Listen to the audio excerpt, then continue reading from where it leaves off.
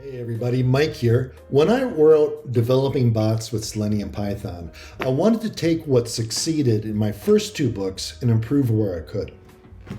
My first two books used projects and code to communicate ideas. So, like my previous books, developing bots with Selenium Python also has a set of projects.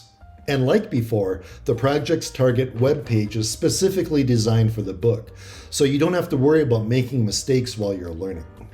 What's new in the new book is that each project also has a YouTube video with bot demonstrations and narrated code walkthroughs, plus personal comments. Before we look at the projects, I should mention that they are preceded by a section that provides context and helps your development environment configuration. The projects begin with a simple Selenium program that basically validates your development environment. The second project introduces a framework that performs a bunch of things that we don't want to have to rewrite every time we write a bot. In project 3, we explore how Selenium works with Ajax and active content.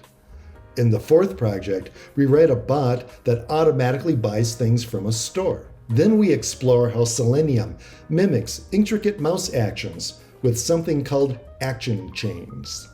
In Project 6, we write a bot that scrapes 3 very different sources and parses the data into a common data file.